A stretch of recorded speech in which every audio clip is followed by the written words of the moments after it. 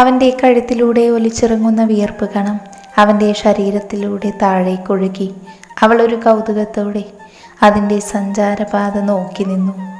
എന്നാൽ ആ നിമിഷം തൻ്റെ വസ്ത്രത്തെക്കുറിച്ച് അവൾ ചിന്തിച്ചിരുന്നില്ല. ഡെവിയുടെ അവസ്ഥയും ഇതുതന്നെയായിരുന്നു. ഡെവി പതിയെ അനുവിൻ്റെ അടുത്തേക്ക് വന്നു. അവളുടെ ശരീരത്തിൽ തങ്ങി നിൽക്കുന്ന വെള്ളത്തുള്ളികളെ നുണയാൻ തോന്നി അവന്. ഇതുവരെ താൻ കണ്ടിട്ടുള്ളതിൽ വെച്ച് ഏറ്റവും സുന്ദരി ഇവളാണെന്ന് പോലും തോന്നി. പതിയെ അവന് പോലും അറിയാതെ അവൻ്റെ കാലുകൾ അവളുടെ അടുത്തേക്ക് സഞ്ചരിച്ചു. തൻ്റെ നേരെ വരുന്ന ഡെവിയെ കണ്ടപ്പോഴാണ് അനുവിന് തൻ്റെ ഡ്രസ്സിൻ്റെ കാര്യം ഓർമ്മ വന്നത്. അവൾ തന്നെ നോക്കി. ആ ചെറിയ ടവൽ മാത്രമാണ് അവൾ ഇപ്പോഴും ധരിച്ചിരിക്കുന്നത്. തൻ്റെ വേഷമൂർക്കെ അവൾക്ക് വല്ലാത്ത ജാള്യത തോന്നി. പെട്ടെന്ന് അവളൊന്ന് വല്ലാതെയായി. വിടർന്ന കണ്ണുകളോടെ തൻ്റെ അടുത്തേക്ക് നടന്നു വരുന്ന ഡെവിയെ കാണി അവൾക്ക് ശരീരം വിറയ്ക്കുന്നത് പോലെ തോന്നി. ഡെവി അവളുടെ അടുത്തെത്തിയതും അനു അവനെ തല ഉയർത്തി നോക്കി. എന്നാൽ അപ്പോഴേക്കും ഡെവി അവളുടെ അരയിലൂടെ കൈയിട്ട് തന്നോട് ചേർത്ത് പിടിച്ചിരുന്നു. പെട്ടെന്ന് അനു ഒന്ന് ഞെട്ടിപ്പോയി. എന്നാൽ അവളെ തല ഉയർത്തി നോക്കുന്നതിന് മുൻപ് ഡെവി അവളുടെ ചുണ്ടുകൾ നുകർന്നിരുന്നു. പെട്ടെന്ന് അനുവിൻ്റെ ഉള്ളിലൂടെ ഒരു കൊള്ളിയാർ മിന്നി. എന്നാൽ കണ്ണുകൾ അടച്ചുകൊണ്ട് ആ ചുംബനം ആസ്വദിക്കുകയായിരുന്നു ഡെവി. പെട്ടെന്ന് കണ്ണു തുറന്നു നോക്കി അനു കാണുന്നത് എല്ലാം മറന്ന് തന്നെ ചുംബിക്കുന്ന ഡെവിയെയാണ്. പെട്ടെന്ന് സ്വബോധം വീണ്ടെടുത്ത പോലെ അനു ഡെവിയെ ഒന്ന് പുറകോട്ട് തള്ളി. എന്നാൽ ഡെവി അവളുടെ ഇടുപ്പിൽ കൈവച്ച് അവളെ ഒന്നുകൂടെ തന്നോട് ചേർത്ത് പിടിച്ച് ആവേശത്തിൽ വീണ്ടും ചുംബിച്ചുകൊണ്ടിരുന്നു. അതോടെ അനുവിൻ്റെ എതിർപ്പുകളും പതിയെ കുറഞ്ഞു. അവളും അവനെ ചേർത്ത് പിടിച്ച് പതിയെ ചുംബിച്ചു തുടങ്ങി. അത് അവനിൽ ആവേശമാണ് ഉണർത്തിയത്. അതോടെ ഡെവി അവളുടെ ചുണ്ടിനെ വിട്ട് അവളുടെ കഴുത്തിലേക്ക് മുഖം ചേർത്തു. അവിടെ ചുംബിച്ചു നുണയുന്നതിനോടൊപ്പം അവളുടെ ശരീരത്തിലൂടെ അവൻ്റെ കൈകളും സഞ്ചരിച്ചു. അതോടെ അനുവും അവനോട് ചേർന്നു നിന്നു. പരസ്പരം ഗാഢമായി അവർ ചുംബിച്ചു. ആ നിമിഷം തൻ്റെ പ്രണയം, തൻ്റെ ഇച്ഛായൻ, അതായിരുന്നു അവളുടെ മനസ്സ് നിറയെ. ആ സമയം അനുവിൽ പ്രണയമായിരുന്നുവെങ്കിൽ ഡെവിയുടെ ഹൃദയത്തിലേക്ക് അനു ഇറങ്ങിച്ചെന്നതിൻ്റെ തെളിവായിരുന്നു അത്. പക്ഷേ അവൻ്റെ മനസ്സ് അനുവിനോടുള്ള പ്രണയം അംഗീകരിച്ചിരുന്നില്ല എന്ന് മാത്രം. പെട്ടെന്ന് ഡെവിയുടെ ഫോൺ റിങ് ചെയ്തതും അവൻ വെപ്രാളത്തോടെ അവളിൽ നിന്ന് അകന്നിരുന്നു. അപ്പോഴാണ് താൻ ഇതുവരെ ചെയ്തതെന്താണെന്നുള്ള ബോധം രണ്ടുപേർക്കും വന്നത്. അനുവിന് വല്ലാത്ത ജാള്യത തോന്നി. എന്തുകൊണ്ടോ അവൻ്റെ മുഖത്തേക്ക് നോക്കാൻ അവൾക്ക് കഴിഞ്ഞില്ല. ഡെവിയെ നോക്കാതെ അവൾ വേഗം ഡ്രസ്സിംഗ് റൂമിലേക്ക് കയറി. അപ്പോഴും അനു കിതയ്ക്കുകയായിരുന്നു. കുറച്ച് നിമിഷങ്ങൾക്ക് മുൻപ് നടന്ന കാര്യങ്ങൾ ഓർക്കെ ഡെവിക്കാകെ ഒരുതരം അസ്വസ്ഥത തോന്നി. അന്ന് അനു മഴയിൽ നനഞ്ഞതും ഡെവി അവൾക്ക് വസ്ത്രം മാറ്റിക്കൊടുത്തതും അവൻ്റെ ഓർമ്മയിലേക്ക് വന്നു. അവളുടെ വെണ്ണ പോലുള്ള ശരീരവും ഉയർന്നു നിൽക്കുന്ന മാറിടവും കാണി തൻ്റെ കണ്ണുകൾ അനിയന്ത്രിതമായി അങ്ങോട്ട് സഞ്ചരിച്ചത് അവൻ്റെ ഓർമ്മയിലേക്ക് വന്നു. തനിക്കിതിനു മുൻപ് അനുവിനോട് ഇങ്ങനെ തോന്നിയിട്ടുണ്ട്. അവളെ ചുംബിക്കാനും കെട്ടിപ്പിടിക്കാനും അന്നെല്ലാം താനത് നിയന്ത്രിച്ചിട്ടുണ്ട്. എന്നാൽ ഇന്ന് തനിക്ക് സ്വയം നിയന്ത്രിക്കാൻ കഴിഞ്ഞില്ല. തന്നെ കാണി തല താഴ്ത്തി നിൽക്കുന്ന അനുവിനെ അവളുടെ അനുവാദം പോലും ചോദിക്കാതെ ചുംബിച്ചതോർക്കെ ഡെവിക്ക് എന്തോ വല്ലായ്മ തോന്നി. അവൻ അസ്വസ്ഥതയോടെ തൻ്റെ നെറ്റിയിലേക്ക് കൈ ചേർത്തു. എന്നാൽ നിമിഷ നേരങ്ങൾക്കുള്ളിൽ അവൻ്റെ കണ്ണുകൾ കുറുകി. തൻ്റെ ചുംബനത്തിൽ വിവശയായി തന്നെ ചേർത്ത് പിടിക്കുകയും തന്നെ തിരിച്ച് ചുംബിക്കുകയും ചെയ്യുന്ന അനുവിൻ്റെ മുഖം അവൻ്റെ മനസ്സിലേക്ക് വന്നു. ഞാൻ അവളെ കിസ് ചെയ്തിട്ടും അവൾ എതിർത്തില്ലല്ലോ. പോരാത്തതിന് എന്നെയും തിരിച്ച് കിസ് ചെയ്തില്ലേ. ഇനി ഞാൻ ആദ്യം കിസ് ചെയ്തെങ്കിൽ തന്നെ അവൾക്കെന്നെ തടയാമായിരുന്നല്ലോ. എന്നിട്ടും അവൾ അത് ചെയ്യാത്തത് അവൾക്കും എന്നോട് അതേ ഫീലിങ്സ് ഉള്ളത് കൊണ്ടാണോ? അവൻ്റെ ചിന്തകൾ സഞ്ചരിച്ചുകൊണ്ടിരുന്നു. പക്ഷേ ഞാനെന്തിനാ അവളെ കിസ് ചെയ്തത്? എനിക്ക് അവളെ കാണുമ്പോൾ ഇങ്ങനെ തോന്നുന്നതെന്താ? അവളേക്കാൾ സൗന്ദര്യമുള്ള, സമ്പത്തുള്ള, വിദ്യാഭ്യാസമുള്ള, പണമുള്ള എത്രയോ പെണ്ണുങ്ങളെ കണ്ടിരിക്കുന്നു. എന്നിട്ടും അവരോടൊന്നും തനിക്ക് തോന്നാത്തൊരു വികാരം എന്തുകൊണ്ടാണ് ഇവളോട് മാത്രം തോന്നുന്നത്? ഇപ്പോൾ അനുരാധയോട് തനിക്ക് ആദ്യത്തെ പകയോ വിദ്വേഷമോ വെറുപ്പോ ഇല്ല. പിന്നെ എന്താണ്? ഇനി എൻ്റെ മനസ്സ് ഇവളെൻ്റെ ഭാര്യയായി അംഗീകരിച്ചു തുടങ്ങിയോ? അതോ ഇനി ഞാൻ അനുവിനെ പ്രണയിച്ചു തുടങ്ങിയോ? നോ, ഇനിയും പലതും ചിന്തിച്ചു നിന്നാൽ തനിക്കൊരു ഉത്തരം കിട്ടില്ല എന്ന് മാത്രമല്ല, അത് കൂടുതൽ തന്നെ ടെൻഷനാകുകയുള്ളൂ എന്ന് തിരിച്ചറിഞ്ഞതും ഡെവി ബാത്റൂമിലേക്ക് പോയി. എന്നാൽ അപ്പോഴും അവൻ്റെ മനസ്സ് കുറച്ചു മുൻപ് നടന്ന കാര്യങ്ങളായിരുന്നു. തൻ്റെ മനസ്സ് പൂർണ്ണമായും ആ പെണ്ണിലേക്ക് ചാഞ്ഞുകൊണ്ടിരിക്കുകയാണെന്നുള്ള യഥാർത്ഥ സത്യം അപ്പോൾ അവൻ തിരിച്ചറിഞ്ഞിരുന്നില്ല. ഡ്രസ്സിംഗ് റൂമിലേക്ക് കയറിയാനു ഡോറിനോട് ചേർന്ന് നിന്നു. അല്പം മുൻപ് നടന്നതോർക്കെ അവളുടെ കവിളുകളിൽ ചുവപ്പ് പടർന്നു. എന്നാൽ പെട്ടെന്ന് അവ അപ്രതീക്ഷിതമായി. താനിച്ചായനെ ചുംബിച്ചത് പ്രണയത്തോടെയാണ്.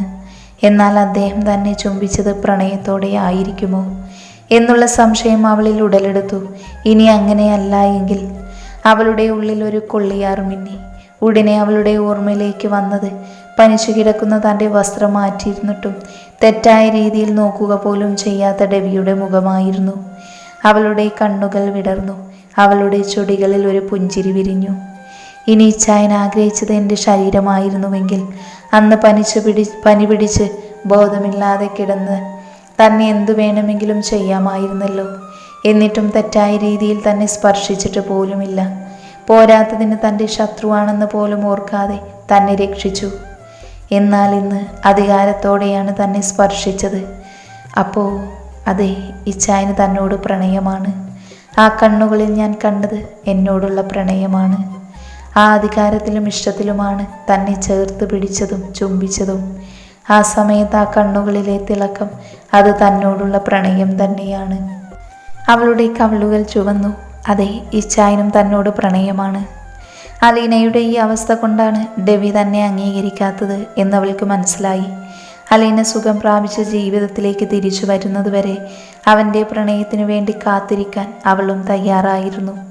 എന്നാൽ ഡെവി തന്നോട് അവൻ്റെ ഇഷ്ടം തുറന്നു പറയുന്നതിന് മുൻപ് അലീനയുടെ ആക്സിഡൻറ്റിന് പിന്നിലെ സത്യാവസ്ഥ കണ്ടുപിടിക്കുമെന്ന് ഉറപ്പിച്ചിരുന്നു. അപ്പോഴും മനസ്സിൽ ആരിഫിൻ്റെ വാക്കുകളായിരുന്നു.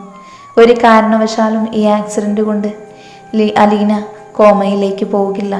അന്ന് ആക്സിഡൻറ്റ് നടന്നത് വെച്ച് നോക്കുമ്പോൾ അലീനയുടെ തലയോ മറ്റു ശരീരഭാഗങ്ങൾക്കോ വലിയ പരിക്കേറ്റ് സാധ്യതയില്ല. പിന്നെ എങ്ങനെയാണ് അലീന കോമയിലായത്? അപ്പോൾ നമ്മളറിയാത്ത മറ്റെന്തോ നടന്നിട്ടുണ്ട്. പോരാത്തതിന് ഹോസ്പിറ്റൽ റെക്കോർഡുകളും മിസ്സിംഗ് ആണ്. ഇതിനെല്ലാമുള്ള ഉത്തരം കണ്ടുപിടിച്ചതിന് ശേഷം നമ്മൾ സന്തോഷത്തോടെ ഒന്നിച്ചൊരു ജീവിതം തുടങ്ങും ഇച്ചായ. അതുവരെ ഇങ്ങനെ അങ്ങ് പോകട്ടെ. കഴിഞ്ഞ നിമിഷങ്ങൾ ഓർത്ത് ചിരിച്ചുകൊണ്ട് അനു മനസ്സിലോർത്തു. എന്നാൽ ആ നിമിഷം തൊട്ട് ഡെവിയൊത്തുള്ള പുതിയ ജീവിതത്തിനെ കുറിച്ച് സ്വപ്നം കാണുകയായിരുന്നു അനു. മനസ്സാകെ അസ്വസ്ഥമാണെന്ന് തോന്നി ഡെവിക്ക്. കുളിച്ച് വസ്ത്രം മാറി വന്നപ്പോഴേക്കും അനു അടുക്കളയിലേക്ക് പോയിരുന്നു. അലമാര തുറന്നൊരു ബോട്ടിലും എടുത്തവൻ നേരെ ഓഫീസ് റൂമിലേക്ക് പോയി. ടെൻഷൻ കൂടി അവിടെ ബാൽക്കണിയിലിരിക്കുന്ന ആദത്തിനെ ഡെവി കാണാറുണ്ട്. ആദവും ഡെവിയും കമ്പനി കൂടുന്ന സ്ഥലം കൂടിയാണത്. ഒരു പോസിറ്റീവ് വൈബുള്ളിടം. ഓഫീസ് റൂമിന് പുറത്തൊരു വിശാലമായ ബാൽക്കണിയുണ്ട്. അതിൽ ചെറിയൊരു പൂളും. അവിടേക്ക് ആദവും ഡെവിയും ആരെയും അധികം അടുപ്പിക്കാറില്ല. പിന്നെ വല്ലപ്പോഴും ടോണിയും റോണിയും പോകും, അവരില്ലാത്തപ്പോൾ മാത്രം. ഡെവി പൂളിനോട് ചേർന്നുള്ള ചെറിയ ചെയറിലേക്ക് ഇരുന്നു. എന്നിട്ട് വോഡ്കയുടെ കുപ്പി വായോട് ചേർത്തു. പതിയെ കുടിക്കടാ, നിന്റെ കൂമ്പ് വാടിപ്പോകും. ശബ്ദം കേട്ട് തിരിഞ്ഞു നോക്കിയ ഡെവി കാണുന്നത് തൻ്റെ അടുത്തേക്ക് നടന്നു വരുന്ന ആദത്തിനെയാണ്. ആദത്തിനെ കണ്ടതും ഡെവി ബോട്ടിൽ താഴെ വെച്ചു. ഞാനും ഒന്ന് കഴിക്കാൻ ഇറങ്ങിയതാ. എന്തായാലും നിന്നെ കണ്ടത് നന്നായി, കമ്പനിക്ക് ആളെ കിട്ടിയല്ലോ. സംസാരിച്ചുകൊണ്ട് ആദം ഡെവിയുടെ അടുത്തേക്കിരുന്നു. ഒന്നിച്ച് രണ്ടുപേരും ഓരോ പെഗ് കഴിച്ചു. അപ്പോഴും ഡെവിയുടെ മുഖം ഗൗരവത്തിൽ തന്നെയായിരുന്നു. ഡെവി പെട്ടെന്ന് ആദത്തിൻ്റെ ശബ്ദം കേട്ടതും ഞെട്ടലോടെ ഡെവി തിരിഞ്ഞു നോക്കി. അവനെ സംശയത്തോടെ നോക്കുന്ന ആദത്തിനെ കാണി ഡെവിയുടെ കണ്ണുകളൊന്ന് കുറുകി. എന്താ ഇച്ചായ, ഇതെന്ത് പറ്റിയതാടാ?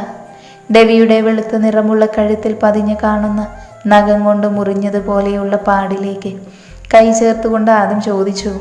ആദത്തിൻ്റെ സംസാരം ശ്രദ്ധിച്ചു നിന്ന് ഡെവി തൻ്റെ കഴുത്തിലേക്ക് വിരലുകൾ ചേർത്തതും അനുവുമൊത്തുള്ള നിമിഷങ്ങൾ അവൻ്റെ മനസ്സിലൂടെ പോയി. ചുംബനത്തിൻ്റെ ലഹരിയിൽ അനുവിൻ്റെ നഖം കൊണ്ട് പോറിയതാണത്. അത് ഇച്ചായനോട് പറഞ്ഞാൽ ശരിയാവില്ല.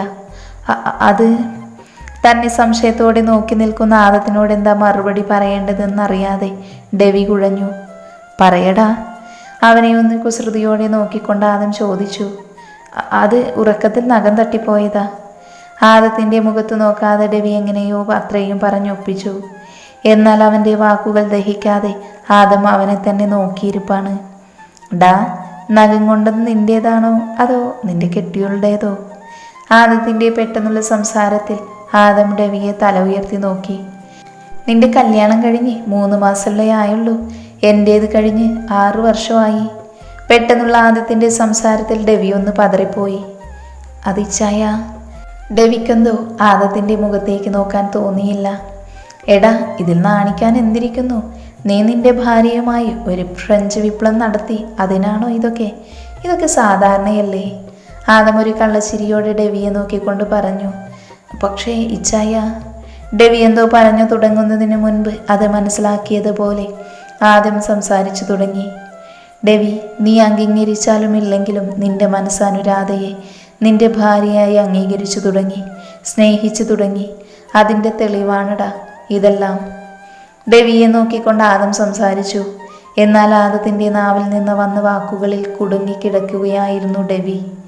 അവളെ കാണുമ്പോൾ തന്നിൽ വന്നു ചേരുന്ന മാറ്റങ്ങൾ ചില സമയം തന്നെ സ്വയം മറന്നു പോകുന്നു. ഇനി ഇച്ചായൻ പറഞ്ഞത് സത്യമായിരിക്കുമോ? ഇനി ഞാൻ അവളെ പ്രണയിച്ചു? നോ. ചോദ്യം പൂർത്തിയാകുന്നതിന് മുൻപ് അവൻ തന്നെ ഉത്തരം കണ്ടെത്തി. ഇല്ലിച്ചായ, എനിക്ക് അവളോട് ദേഷ്യവും പകയുമില്ല, അതുപോലെ പ്രണയവും. അറിഞ്ഞുകൊണ്ടല്ലെങ്കിലും ലീനമോളുടെ ഈ അവസ്ഥയ്ക്ക് അനുപം ഒരു കാരണക്കാരിയാണ്. അങ്ങനെയുള്ള ഇവളെ തനിക്ക് സ്നേഹിക്കാമോ ഭാര്യയായി അംഗീകരിക്കാനോ കഴിയില്ല. തന്നെ നോക്കി ദേഷ്യത്തോടെ പറയുന്ന ഡെവിയെ കാണെ ആദത്തിന് ദേഷ്യം വന്നു. അങ്ങനെയാണെങ്കിൽ നിനക്ക് അവളോട് തോന്നുന്ന വികാരം എന്താണ്? എന്തർത്ഥത്തിലാണ് നീ അവളോടടുത്ത് ഇടപഴകുന്നത്?